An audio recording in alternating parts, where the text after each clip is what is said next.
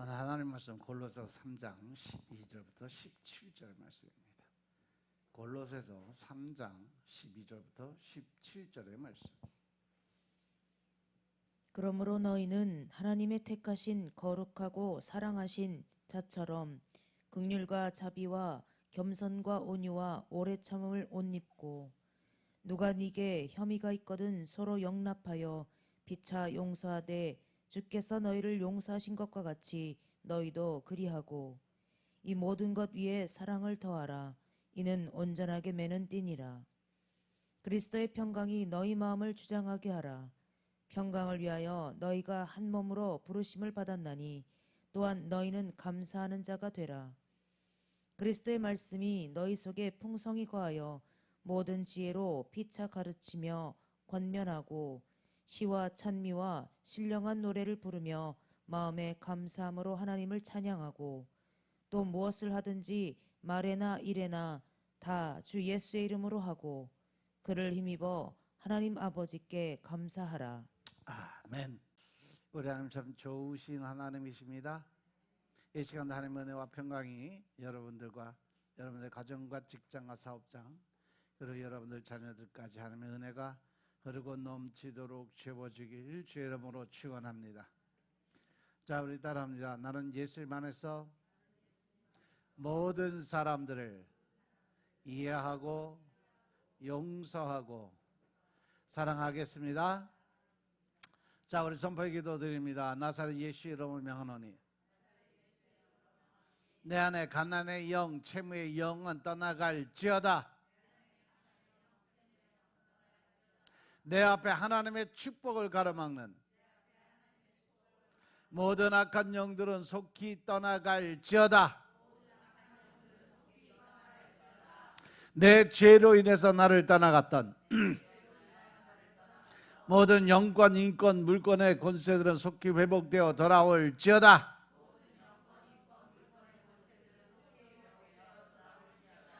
아멘. 할렐루야. 할렐루야. 이 시간도 하나님께 영광을 내드리는 귀한 시간 되시길 주의 이름으로 축원합니다. 오늘은 골로새서 3장 12절부터 17절의 말씀 가지고 새 옷을 입고 새 출발을 하자 하는 제목으로 말씀을 나누겠습니다. 따라합니다. 새 옷을 입고 새 출발을 하자. 새 옷을 입고 새 출발을 하자. 오늘 우리가 2025년 마지막 예배를 드리고 이제 2026년 새해를 맞아서 이제 첫 예배를 드리기 위해서 이 자리에 모였어요. 시간을 돌아보면 늘 그랬지만 2025년도의 삶이 참 다사다난했던 그런 하루 한 해가 되지 않았을까? 뭐 우리나라는 물론이고 전 세계적으로 수많은 사건 사고들이 하루도 그치지 않고 매일 일어났어요. 특히 우리나라는 엄청나게 많은 사건 사고가 많이 있었어요. 돌아보니까 지난 한 해 동안 경제적이나 육체적으로나 큰 어려움을 겪은 우리 성도들도 참 많이 있어요. 모든 사람들에게 하나님의 은혜와 위로가 임하시길 주의 이름으로 축원합니다. 이제 다가오는 2026년도에는 여러분들 가지고 있는 모든 문제, 물질적인 문제, 또 개인적인 마음의 문제, 또 자녀 문제, 또 부모님에 대한 문제, 모든 문제가 어려운 모든 문제들이 반드시 해결되고 승리하는 한 해가 되시길 주의 이름으로 축원합니다. 또 지나고 보니까 엊그저께 송구영신 예배 드린 것 같은데 오늘 또 드리네. 하나님 말씀대로 신속하게 사라지는 세월 안에 우리가 들어와 있다라는 거죠. 고려시대 그 우탁이라는 사람이 지은 시조 중에 달로가라고 있어요. 거기 보면 멀고 먼 미래의 일이다라고 생각을 하고 살았는데 어느새 내가 돌아보니까 어이구 내가 그 나이 됐네. 한 손에 막대 잡고 한 손에 가시 쥐고 늙은 길 가시로 막고 오는 백발 치려고 준비했더니 백발이 먼저 알고 지름길로 오더라. 이렇게 나이 먹고 백발이 되어가는 모습을 그려놓은 그러한 시요. 근데 그것이 할아버지 할머니 옛날 얘기인 줄 알았어. 근데 벌써 여기 우리 교회도 60대가 넘은 사람들이 엄청 많아. 그죠? 옛날에 환갑만 넘으면 할머니 할아버지 되고 꼬부랑 깽깽이었는데 요즘엔 60대면 총각이요. 젊었어. 뭐 경로당 가도 70대 들어오면 야 너 왔냐 그러지는데 70도 이제 애들이요. 애들 경로당 들어가면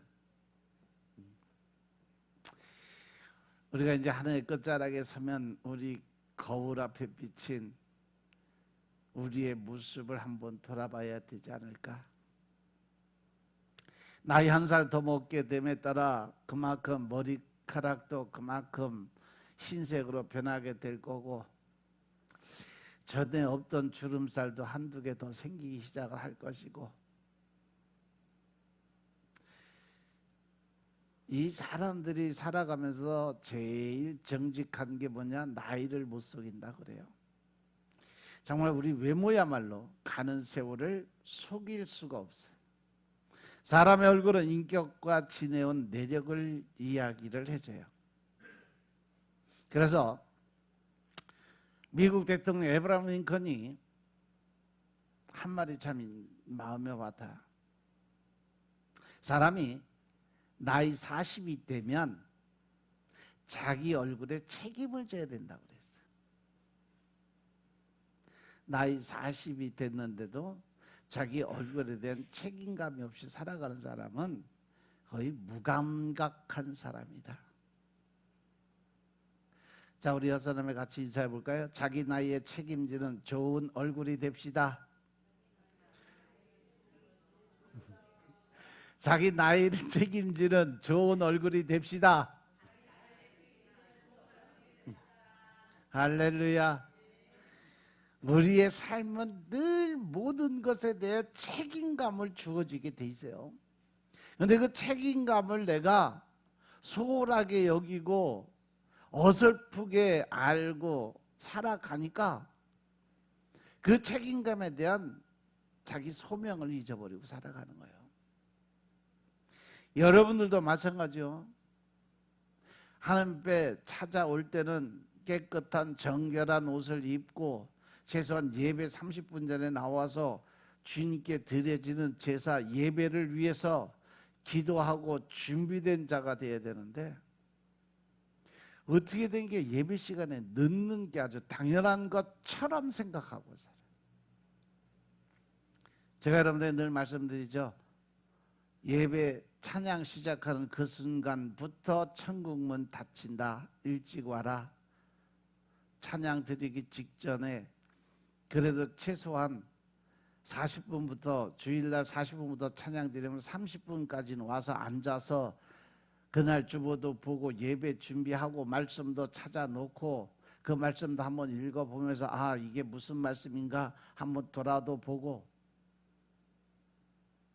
그래서 예배를 준비하는 자들이 되어야 되는데 특히 주회종들은 예배 시간 1시간 아니면 1시간 30분 전에 와서 성도들이 와서 예배 드릴 준비가 되는지 안내도 하고 또 그 사람들의 어떠한 개인적인 문제도 체크하고 예배 준비원으로서 예배 준비하는 모든 것을 처음부터 끝까지 책임지고 다 관리를 해줘야 담임 목사가 신경 안 쓰고 강단에 올라와서 설교할 수 있는 거예요. 그런데 부교역자들이 그런 걸 못하면 담임 목사가 하나부터 10까지 신경 쓰다 보면 결국은 담임 목사가 설교 시간에 버벅거려. 하나님한테 집중하지 못하고 예배에 집중하다 보니까 예배 준비에 집중하다 보니까 최소한 여러분들이 예배 시간 2026년도에는 예배 시간 30분 전에 나오고 주일 정도는 1시간 전에 나와서 예배 준비하는 사람들 되시길 주님으로 축원합니다. 아멘. 사도 바울은 오늘 읽은 골로새 교인들에게 보낸 편지에서 아름다운 내면의 옷을 입으라고 권면을 합니다. 12절에 보니까 긍휼과 자비와 겸손과 온유와 오래 참음의 옷을 입고, 14절 보니까 이 모든 것 위에 사랑을 더하라. 이는 온전하게 매는 띠다라고 이야기를 해요. 골로새 3장 12절에 보니까 그러므로 너희는 하나님의 택하신 거룩하고 사랑하신 자처럼 긍휼과 자비와 겸손과 온유와 오래 참음을 옷 입고 이 모든 것 위에 사랑을 더하라. 이는 온전하게 매는 띠다. 과거에 우리나라는요, 철저하게 신분에 맞는 옷을 입어야 됐어요. 우리나라의 옛날 이름이 뭐예요? 무슨 민족이라고 그랬어? 백의 민족, 천군의 자손, 농이족이라고도 그러고. 백의 민족이라는 것은 바로 흰 옷을 입는 사람들이다라는 거예요. 그래서 우리나라의 옷은 거의 다 흰색으로 나왔는데 언제 바뀌었냐? 여러분들 옛날에 시골에서 장사 지낼 때 상여 메고 나갈 때 무슨 옷 입고 갔어요? 전부 하얀 옷 입었어요. 거기에 삼배로 겉옷을 입었어요. 그게 우리나라 오리지널 그 장례 문화의 모습이에요. 그런데 그게 언제부터 바뀌었냐? 일본 놈들이 와서 36년 동안 그거 하면서 우리나라의 모든 혼을 말살시킨다 그래서 결혼식, 원래 결혼식은 우리 색동저고리 옷이에요. 오색 찬란한 옷. 결혼식 문화도 바꾸고 장례 문화도 시꺼먼 걸로 다 바꿔놔서 그렇게 바뀐 거예요. 원래 장례식 갈 때요, 하얀 옷 입고 가야 돼요. 결혼식에는요, 가장 예쁜 휘황찬란한 옷, 가장 예쁜 옷을 입고 가야 되는 거예요. 그만큼 축하드리고, 또 흰옷의 본질의 의미는 바로 세마포예요. 그것이 세마포 옷, 하늘나라 백성들이 입는 옷. 그래서 세마포 옷을 입은 무리가 바로 과거의 우리나라의 조상들이었어요. 그래서 그 옷은 그의 신분과 인격을 말해주는데, 귀족은 귀족의 옷을 입어야 되고 평민은 평민의 옷을 입어야 됐어요. 신분을 파기하는 옷은 당시에 상상도 할 수 없는 일이었죠. 그래서 양반 옷, 하인 옷, 또 임금 옷, 또 정승옷 다 구별이 돼 있어요. 옷으로 자기 신분을 나타냈으니까. 그래서 항상 왕들은 용포, 즉 황용포를 입었죠. 그래서 옷은 그 옷을 입은 당사자의 신분을 나타나는 그러한 상황이에요. 따라서 옷을 입는 비유에 통해서 예수님을 믿는 그리스도인답게 살아야 된다는 것을 알려주기 위해서 오늘 본문에 말씀을 주신 거예요. 이 본문에서 성도가 가져야 될 세 사람의 성품을 말씀하고 있는데, 이 성품은 한마디로 예수님께서 가지신 인격적인 성품을 닮아가라라는 거죠. 믿습니까? 그래서 그 인격은 뭐예요? 긍휼과 자비와 겸손과 온유와 오래 참음으로 옷을 입으라라고 했어요. 12절에 그러므로 너희는 하나님의 택하사 거룩하고 사랑받는 자처럼 긍휼과 자비와 겸손과 온유와 오래 참음을 옷 입고. 긍휼이라는 것은 뭐예요? 어려운 형편에 있는 사람들을 보면 마음 아프게 생각하고 그들을 불쌍히 여겨서 도와주는 그러한 마음을 가진 그 마음이 긍휼의 마음이에요. 자비라는 것은 자격이 없는 사람들에게 베푸는 놀라운 하나님의 은혜를 가리키는 것이 자비야. 그리고 겸손이라는 것은 뭐냐?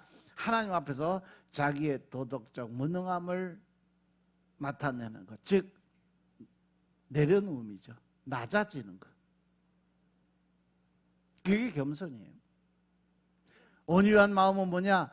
난폭한 야생마를 길들여서 마부의 말을 잘 듣는 상태로 변화되는, 한마디로 말해서 지랄스러운 성격들이 아주 온순한 양처럼 바뀌는 과정을 온유라고 표현을 해요. 오래 참음이라는 것은 자신에게 잘못한 사람을 쉽게 보복하는 그러한 것이 아니라 그것을 절제할 수 있는 힘, 그것이 바로 오래 참음이에요. 우리도 흔히 이 사는 모습을 보면 자포자기하는 사람들은요, 옷도 대충 그냥 걸쳐 입고 머리도 다 헝클어지고 단정히 가꾸는 일이 없어요. 그래서 병든 마음을 치유하는 방법의 가장 좋은 방법이 뭐냐? 밝은 옷을 입는 것만으로도 그 사람의 마음의 병을 치유할 수가 있다는 거죠. 대개 마음이 우중충한 사람들은요, 옷 색깔들을 보면 알아.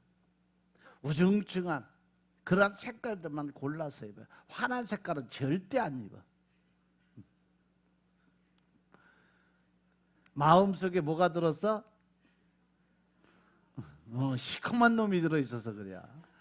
그러니까 맨 시커먼 옷만 입고 다닌다니까. 우리 저 집사람이 시퍼런 놈이 들어서 그래.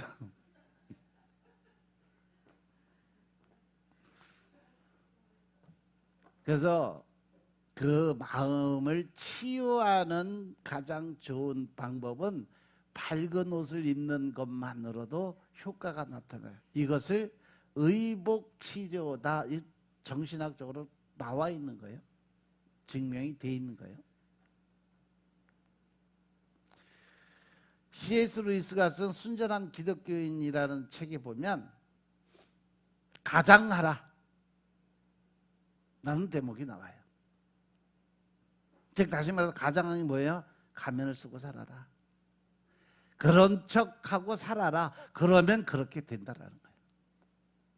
못생긴 사람이 잘생겼다고 가면을 쓰고 다니면서 나는 잘생겼다, 나만큼 생긴 사람이 없다, 남들이 보면 미친 소리 같지만 그렇게 몇 년을 살다 보면 그 사람의 얼굴 형태가 바뀌어요.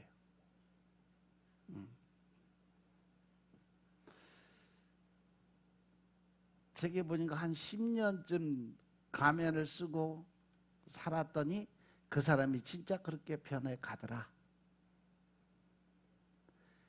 가면을 벗어도 잘생긴 얼굴이 된다는 거예요. 왜? 그 사람의 가지고 있는 자신감, 남을 대하는 태도, 또 그 사람의 생각이 변했기 때문에 당당해진다는 거죠. 그만큼 그 사람이 당당하니까 사람들이 바라보는 눈이 틀려진다는 거죠. 그래서 가장하라 그러면 그렇게 된다라는 결론을 내려요. 2026년도에는 여러분 모두 다 나 자신을 가장해서 자신감과 남을 대하는 태도들이 변할 수 있는 여러분들 되시길 주님으로 축원합니다. 그것이 바로 하나님이 주시는 마음, 무슨 마음이요? 담대한 마음인 것임을 깨달으시기 바랍니다. 그래서 모든 일에 자신감으로 당당하게 떳떳하게 변화가 되는 한 해가 되시길 주님으로 축원합니다. 이것을 사도 바울은 옷을 입으라고 표현을 한 거예요. 거룩한 옷을 입고 온유한 옷을 입고 겸손한 옷을 입고 그렇게 해서 너희들이 변화되라.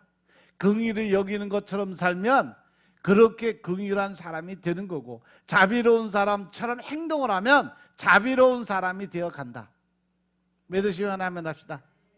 내가 겸손한 사람처럼 소리도 안 지르고 화도 안 내고 짜증도 안 내고 겸손한 사람처럼 행동하다 보면 그 사람이 진짜 겸손한 사람으로 변한다는 거죠.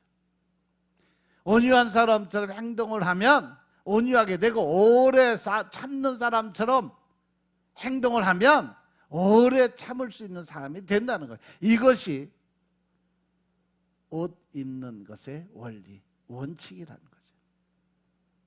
그래서 하나님이 오늘 이 골로새 말씀을 통해서 우리에게 입어야 될 옷의 종류에 대해서 설명을 해주는 거예요. 따라서 여러분들 가장하고 살아가는 26년도가 되시길 주님을 축원합니다. 가식적이다, 위선적이다 손가락질하지 말고, 아, 저 사람이 변하려고 노력하고 있구나, 아, 저 사람이 저렇게 되겠구나.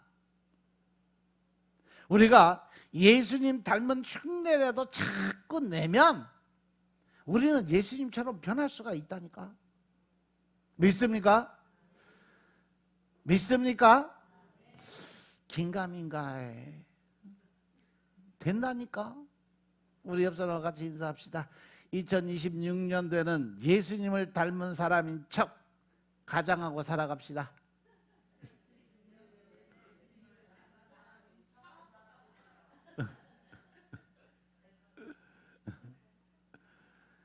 예수님을 닮은 사람인 척하고 살아가면 내가 예수님을 닮은 사람으로 변해갈 수 있다는 사실 명심하시기 바랍니다.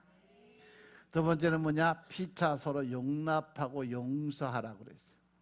13절 14절에 보니까 누가 네게 혐의가 있거든 서로 용납하여 피차 용서를 하는데, 누구처럼?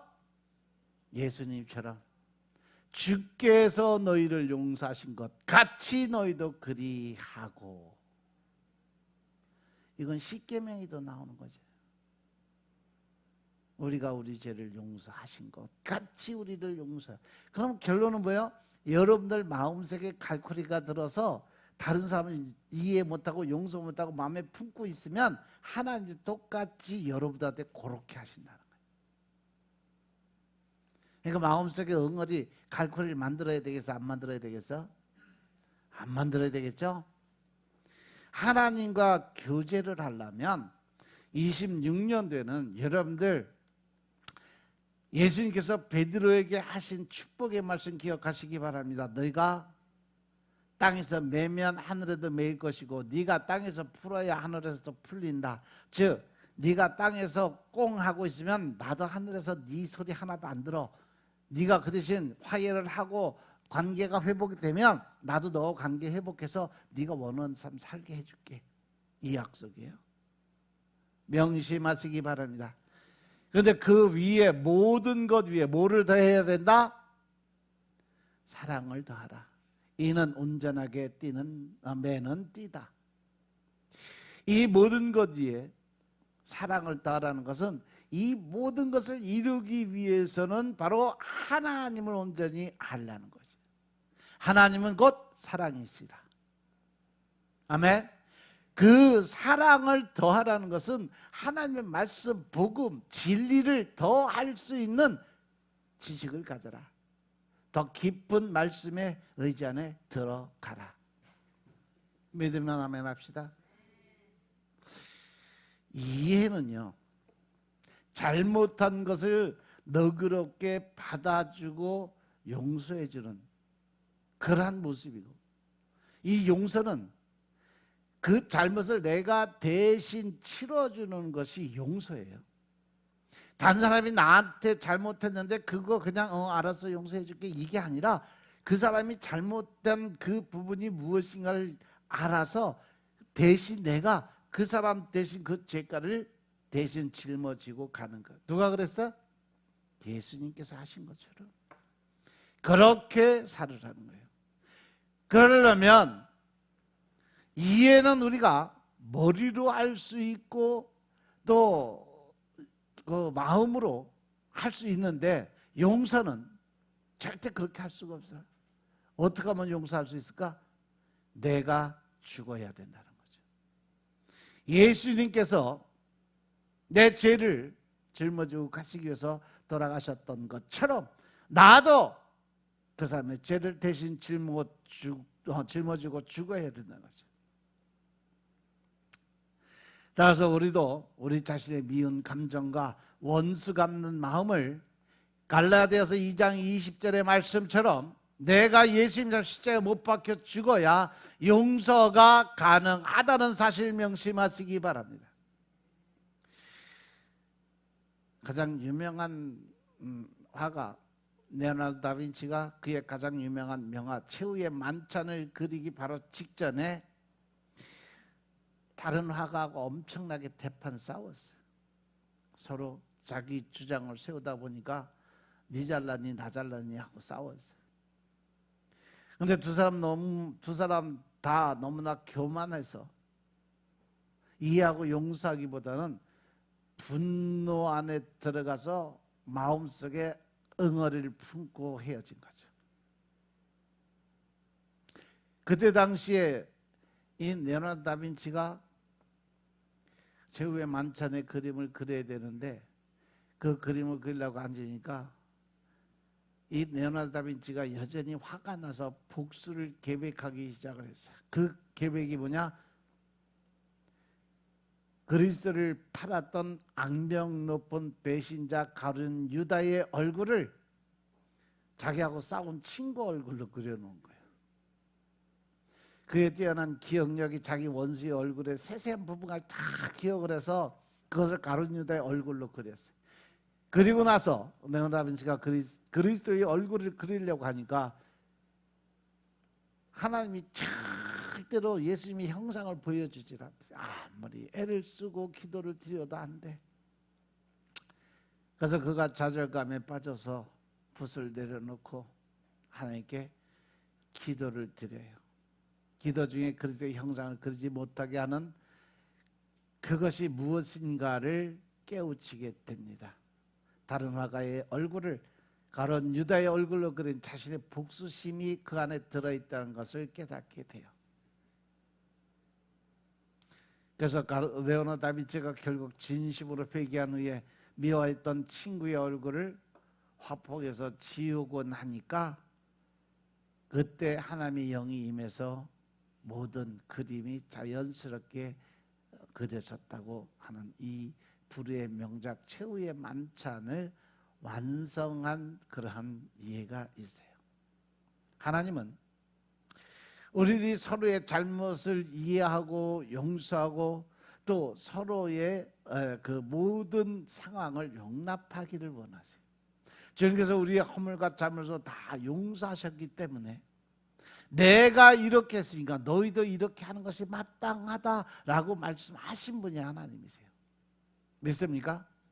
그래서 성경은 주께서 너희를 용서한 것 같이 너희도 그렇게 하라고 명령을 하셨음을 깨달으시기 바랍니다. 그래서 골로새서 2장 13절부터 15절 말씀 보겠습니다.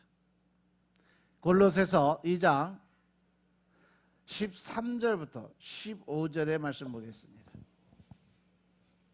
또 너희의 범죄와 육체의 무할례로 죽었던 너희를 하나님이 그와 함께 살리시고 우리에게 모든 죄를 사하시고 우리를 거스리고 우리를 대적하는 의문에 쓴 증서를 도말하시고 제하여 버리사 십자가에 못 박으시고 정사와 권세를 벗어버려 밝히 드러내시고 십자가로 승리하셨느니라. 아멘. 여기에 법조문으로 쓴 증서란 말은 부채 증서를 의미하는 거죠. 하나님께 범한 죄의 목록. 그런데 그 증서가 지워져 버렸어요.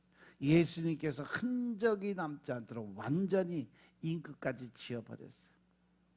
우리는 용서할 때 그리스도께서 하신 것처럼 예수님이 우리의 죄를 완전하게 지워서 기억조차 아니하시는 것처럼 우리도 남을 용서하면 그러한 마음을 갖고 해야 된다는 거죠. 우리에게 행한 악한 기억들을 다 깨끗하게 지워야 된다는 사실 명심하시기 바랍니다. 진정한 용서는요, 가슴에 남기는 여운이 없어야 돼요. 죄를 지은 사람의 이름이나 죄의 종류, 죄의 경중, 죄의 횟수 다 없애버려야 돼요. 과실을 들춰내지 않고 다시 거론도 하지 않아야 되는 것이 용서라는 단어예요. 폴 틸리에라는 스위스 유명한 정신과 의사가 있어요. 아주 나중에 신학에서 유명한 목사가 돼서 하나님의 일을 엄청나게 많이 하신 분인데, 이 사람의 치료사례 집속에 보면 신앙과 질병과의 관계에 대해서 여러 가지 치료 사례가 있는데, 불치의 빈혈증에 걸린 한 소녀가 날마다 치료를 받으러 와요. 어떤 정신요법이나 약물요법에도 절대로 낫지 않는 그러한 병이에요. 그래서 그가 산속으로 요양을 보냅니다. 얼마 후 요양소에서 진단을 했는데 검사 결과 아무 이상이 없는 정상적인 사람이다라는 판결이 왔어요. 그래서 그 소녀에게 지난번 자신에게 진단을 받을 때 요양소에서 받은 진단을 받을 때까지 생활상에 무슨 변동이 있었냐 물었더니 그 소녀가 하는 말이, 마음속에 평생 미워했던 사람이 그 요양소 들어가서 자연과 같이 새들과 같이 꽃들과 같이 살다가 보니까 어느 사이에 그 사람의 모든 걸 잊어버린 거예요. 그래서 그 사람이 기억도 나지 않고 또 그 사람이 지은 죄에 전혀 기억도 나지 않고, 즉 무의식적 용서가 그 안에서 발동이 된 거죠. 그때 그 마음이 환해지고 삶에 대해서 긍정적이 되고 적극적인 신앙을 갖게 되고, 그러다 보니까 병이 완전히 깨끗하게 나아버렸다고 이야기를 하는 거죠. 따라서 여러분들 마음속에 용서하지 못하고 이해하지 못하고 마음속에 품고 그것을 끌어안고 있으면 누구만 힘들다? 나만 힘들다. 나만 힘든 거예요. 하지만 용서할 때 우리는 진정한 행복과 건강을 회복할 수 있다는 사실을 명심하시기 바랍니다.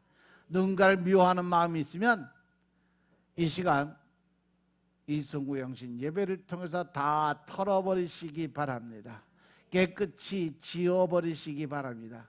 이사야서 43장 18절의 말씀처럼 이전 일은 기억도 하지 말고 다 잊어버려라. 하나님 말씀하셨음을 깨달으시기 바랍니다. 자, 우리 옆 사람과 같이 인사합시다. 마음의 미움을 깨끗이 지우고 새 출발합시다.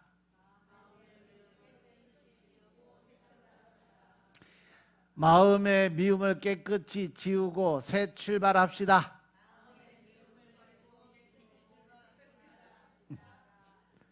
그것도 못 따라하네요. 아유, 정말.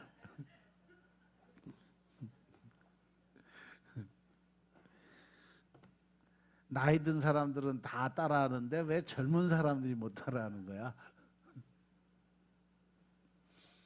그러기 위해서는 하나님의 사랑을 더하는 삶을 살아라. 이 모든 것 위에 사랑을 더하라. 이는 온전하게 매는 띠다. 옷이 아무리 좋아도 허리띠가 풀어지면 그건 옷은 제대로 입을 수가 없는 거죠. 허리띠를 꽉 졸라 매야 돼요. 그래서 사도 바울은 사랑을 허리띠라고 표현을 한 겁니다. 사랑을 그를 온전한 그리스도인으로 만들어 간다는 거죠. 그의 대표적인 예가 누구냐? 바로 손양원 목사님의 그 순교 기념관에 보면 두 아들을 잃고 목사님이 바친 감사 헌금 봉투가 보관이 되어 있어요. 손양원 목사님 거기 가봤어요? 가보신 분? 한번 가보세요.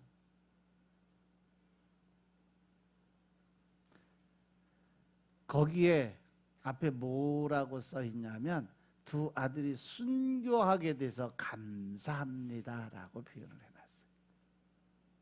이러한 제목과 함께 10,000원의 감사 헌금을 드렸어요. 당시 10,000원이라는 것은 목사님 10년치 월급이에요. 10년치 월급 하나도 안 쓰고 모아야 10,000원을 모으는 거예요. 또 거기에 한 장의 감동적인 벽화가 맞은편에 걸려 있는데, 어린 학생이 눈등병에 걸려서 누워있고 특히 발이 썩어서 만신창이가 된 모습이에요. 그런데 그 손 목사님이 그 학생의 발을 입으로 그 안에 있는 찬 고름을 다 빨아내는 그러한 그림이에요. 문우병으로 발가락이 떨어져 나가고 피고름이 뒤범벅이 된 발을 빨아서 피고름을 제거해서 그 발을 어떻게라도 좀 덜 아프게 해주려고. 손양원 목사님이 두 아들을 장사 지낼 때 하나님께 드린 감사의 기도가 참 대단해요. 나 같은 자에게 순교의 자식이 나왔음을 감사드립니다. 허다한 성도 중 이러한 보배를 내게 주신 주님께 감사드립니다. 삼남 삼녀 중 가장 아름다운 두 아들 장자와 차자를 하나님께 드리게 됨을 감사드립니다. 하나들의 순교도 귀한데 두 아들이 순교하니 이 또한 감사합니다. 예수 믿다가 죽어도 큰 복이거든 주님 전도하다가 총살로 순교했으니 감사합니다.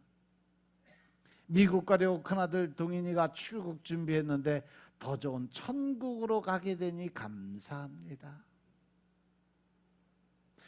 사랑하는 두 아들을 총살한 원수를 회개시켜 내 아들 삼고자 하는 사랑의 마음 주심을 감사드립니다. 내 두 아들의 순교의 열매로 무수한 천국의 아들들이 생길 것을 생각하니 감사합니다. 이와 같이 역경 속에서 이상 8가지의 진리의 마음과 사랑을 찾는 기쁨과 또 마음의 여유가 있게 해주심을 감사드립니다. 오 주여 나에게 가분한 복을 주시니 하나님께 감사드리며 영광 올려드립니다. 내 부모와 36년간의 애양한 나병 환자 형제가 우리들의 가족을 위해 기도해 준 열매로 알고 감사드립니다. 이것이 손양원 목사님이 두 아들을 잃고 장례식장에서 두 아들을 관에 묻기 전에 하나님께 드린 기도 제목이었어요. 그래서 손양원 목사님 슬퍼하는 기색 없이 장례 행렬 맨 앞에서 영광일세 영광일세 내가 누릴 영광일세를 계속 찬양 드리면서 아들들을 천국으로 배웅해 줬다고 그래요. 그리고 아들들 죽인 안재선을 양아들로 삼아서 손재선이라고 이름을 바꿔주고 그를 아들 삼아서 신학까지 손재선 씨 지금 목회하고 있습니다. 이것이 주님 주신 사랑의 능력인 것임을 깨달으시기 바랍니다. 자, 우리 옆 사람과 같이 인사할까요? 우리도 사랑의 띠로 매봅시다. 할렐루야. 그리고 마지막으로 감사드리라는 거죠. 골로새 3장 15절 16절 17절 보니까 그때 평강이 너희 마음을 주장하게 하라. 평강을 위해서 너희가 한 몸으로 부르심을 받은 또한 너희는 감사하는 자가 되라. 할렐루야. 전 세계 사람들에게 공통된 인사말이 뭐냐? 바로 감사합니다. 그런데 번영하는 나라, 잘 사는 나라일수록 감사가 많고 못 사는 나라일수록 감사가 적다는 통계가 있어요. 세계에서 가장 가난한 나라 중에 한 나라가 어디요? 방글라데시예요. 방글라데시 아니라 뭐 미얀마만 가봐, 인도 가봐도 그래요. 진짜 우리나라 60년대처럼 살아가요. 그래서 우리 권사님 다녀온 필리핀이나 캄보디아 그나마 나은 거예요. 거기보다 더한 데가 인도, 거기보다 더한 데가 방글라데시예요. 대부분 무슬림 교도들이고 그 다음이 힌두교들인데 이 나라는 감사를 잘 모르는 나라예요. 왜냐하면 누가 무엇을 주고 도와주면 거꾸로 생각, 네가 나를 도와줘서 네가 이제 신한테 복을 받게 됐으니까 나는 너한테 감사할 게 없어. 당연한 거야. 왜? 네가 복 받으려고 나한테 줬으니까 나는 너한테 감사한 마음을 표현할 필요가 없다. 오히려 신에게 복받게 만들어준 나한테 네가 감사해야 된다라고 이야기를 해요. 그런데 감사가 넘치는 나라는 다 하나님의 풍성한 축복을 받아 잘 살고 있어. 왜? 늘 감사합니다가 입에 배이거든. 뭘 조금만 도와줘도 감사합니다. 그냥 옆에 길을 안내만 해줘도 감사합니다. 감사가 제일 많은 나라가 바로 미국이요. 거기는 뭐 한마디만 얼굴만 쳐서 뭐 선한 눈길만 봐도 그냥 땡큐가 저절로 나와요. 탈무드에 세상에서 가장 현명한 사람은 배우는 사람이고, 세상에서 가장 강한 사람은 자기를 이기는 사람이고, 세상에서 가장 행복한 사람은 범사에 감사하는 사람이다 라고 기록이 되어 있어요. 사람들은 찾기 어려운 행운이라는 꽃말을 가진 네잎클로버를 열심히 찾는데, 그런데 그 지천에 널려있는 행복이라는 꽃말을 가진 세잎클로버는 무시를 해요. 세잎클로버가 행복이고요, 네잎클로버는 행운이에요. 찾기 힘든 이 행운을 잡으려고 그렇게 찾는데, 자기 지천에 널려있는 행복의 이 꽃말을 가진 세잎클로버를 찾으세요. 그거 가지고 있으면 행복한 사람 되는 거예요. 행복은 멀리 있지 않고 내 삶 가장 가까운 곳에 있다는 거죠. 이 세상에서 가장 행복한 사람은 뭐예요? 어떤 사람이라고 하세요? 범사에 감사하는 사람이다. 금방 탈무드 얘기해 줬잖아요. 이 세상에서 가장 행복한 사람은 바로 범사에 감사드리며 살아가는 사람인 것을 믿으시기 바랍니다. 가르 힐티가 그의 행복론이라는 책에서 뭐라고 썼냐면, 행복의 첫째 조건으로 꼽은 것이 감사예요. 감사라 그러면 젊어진다. 감사라 그러면 발전이다. 감사라 그러면 기쁨이 너희를 찾아올 것이다. 중요한 것은 행복하기 때문에 감사하는 것이 아니라, 내가 감사를 드리기 때문에 행복한 사람이 될 수 있다는 사실이죠. 그런데 사람들은요, 나한테 어떤 행복이 찾아와야 감사드린다는 생각하는데 반대예요. 내가 늘 감사하는 마음으로 살아가면 그 마음속에 행복이 나한테 찾아오게 돼 있다는 거예요. 명심하시기 바랍니다. 그래서 감사는 행복의 문은 열쇠와 마찬가지예요. 기독교는 하나님께 감사드리는 종교입니다. 감사는 믿음의 생활의 척도고, 믿음의 수준은 감사의 수준과 비례한 거죠. 많은 사람들이 돈이 많다고 해서 감사드리지 않아요. 부한 사람들 오히려 더 찌질해. 더 짜요. 아주 무지하게 솟해요. 그런데 가난한 사람 중에 되어 진심으로 정성을 다해 감사드리는 모습을 볼 수 있어요. 예수님의 두 랩돈의 그 가난한 과부의 비유처럼 가진 모든 것을 드리는 사람, 하나님은 우리의 드리는 마음을 보신다는 거죠. 우리가 드리는 헌금이 많고 적은 금액이 아니라 얼마만큼 하나님을 믿고 더 나아가서 하나님을 의지하는 그 마음의 기준이 어디에 있냐는 거예요. 두 랩돈 해봐야 우리나라 돈으로 따지면 한 10원 꼴 돼요.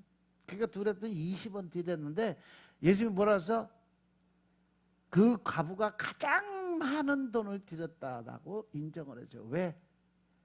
그가 가진 전부, 전 재산을 다 드렸으니까. 부자들은 가지고 있는 것 중에 10,000원, 20,000원씩 드리는 거, 그냥 가진 거 10분의 1, 100분의 1, 1000분의 1 드리는데, 그 사람은 자기 가지고 있는 전부를 다 드렸으니까 가장 크게 받았다는 거예요. 따라서 작은 것이라고 과소평가하지 말라는 거예요. 우리의 시간, 섬김, 기도, 작은 헌신이라도 믿음으로 드리면 하나님은 그것을 엄청 기쁘게 크게 받으신다는 사실 명심하시기 바랍니다. 헌신은 여유가 있을 때만 하는 것이 아니에요. 가난한 과부의 모습을 보시면 그 여인은 여유가 없을 때 헌신을 드렸어요. 이것이 믿음의 본질인 것임을 깨달으시기 바랍니다. 따라서 두 랩돈 액수는 작지만 예수님은 그것을 온전히 드린 헌신으로 평가를 해줬다는 거예요. 인정을 했다는 거예요. 이 장면, 오늘날 우리에게도 하나님은 우리의 마음의 믿음을, 우리의 중심을 바라보시는 하나님이시라는 걸 명심하시기 바랍니다. 우리가 아무리 애를 써도 우리 인생에는 늘 환난과 고통이 찾아오게 되어 있습니다. 좋았다 나빠지고 나빠졌다가도 좋아질 수도 있고, 이것이 바로 우리가 살아가는 인생의 본질적 모습인 것임을 깨달으시기 바랍니다. 우리 신앙이 그럴 때마다 요동을 준다면 결코 행복해질 수가 없어요. 비록 환경이 변할지라도 마음을 감사로 바꾸면 우리 인생이 바뀌어진다는 사실. 김치 한 가지에 식은밥 한 덩이라도 내가 감사드리면서 그 상을 맞이하면 그 상이 잔치상이지 뭐. 느티한 초막이라도 내가 감사를 드리면서 편안한 마음 가지고 누우면 그것이 궁궐이 되는 거예요. 있는 그대로 항상 감사될 수 있는 26년도가 되시길 주님을 축원합니다. 자, 옆 사람하고 인사합시다. 새해에는 감사드리는 삶을 삽시다. 할렐루야. 한 해를 보내고 새해를 맞이하며 우리 모두가 긍휼, 자비, 겸손, 온유, 오래 참음으로 옷 입으라. 피차 서로를 용납하고 용서하라. 이 모든 것에 사랑을 더하라. 감사하라 하시는 이 말씀을 가슴에 품고 살아가길 주의 이름으로 축원합니다. 제 2026년도에는 하나님의 말씀을 따라서 살려는 여러분 모두에게 그 시간의 축복이 가감없이 제한 없이 쏟아져 부어지길 주의 이름으로 축원합니다. 기도드리겠습니다. 아버지 하나님 감사드립니다. 새 옷을 입고 새 출발을 하는 2026년도의 새해가 밝았습니다. 이제 아버지 하나님, 과거의 나의 모든 모습들이 다 사라지게 하여 주시고 온전하게 주님의 사랑으로 변화되게 하시고 믿음 안에서 우리가 새 영 새 마음으로 무장될 수 있도록 주님이 축복하옵소서. 온전한 모습으로 우리가 변화되게 주의 역사하시고 오직 하나님의 의만을 드러나게 축복하옵소서. 모든 말씀 우리 주 예수 그리스도의 이름으로 감사드리며 기도드려 싸움나이다. 아멘.